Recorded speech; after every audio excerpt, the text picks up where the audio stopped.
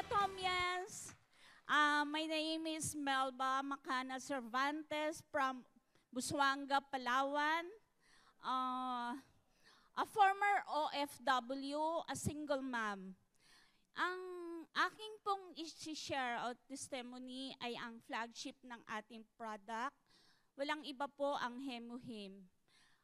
Yung kuya ko po kasi, last June, na-diagnose po siya ng stage 4 cancer from goiter po.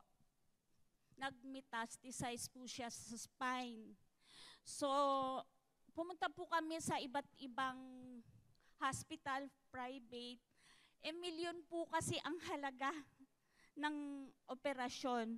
So, may nagsabi po na sa JBL, San Fernando, Pampanga, mag-try ka lang talaga na pumila para po sa operasyon. So, after 3 months po, naoperahan po siya hanggang sa na-biopsy nga, stage 4 agad po.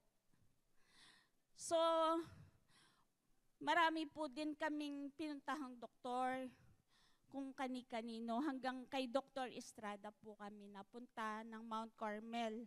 Sabi niya po, undergo po siya ng radiation. So, ang radiation po is mahal din. Wala pong iba. Hingi po kami ng tulong sa mga government, DSWD. Ang sabi po ni Dr. Estrada, pag na-radiation siya, magbabamit siya, mahihilo po siya.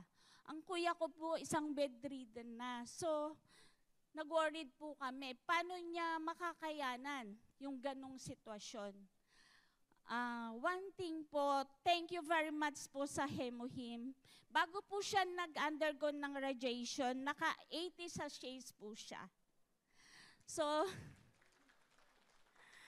salamat sa Diyos at ngayon po, may picture po akong sinend.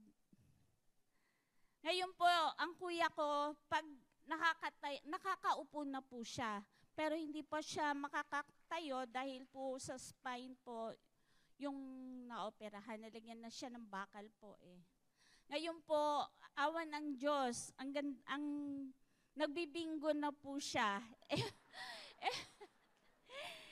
Every 5 PM po ng hapon, nagbibingo na po siya. Magaling na po siya in Jesus' name.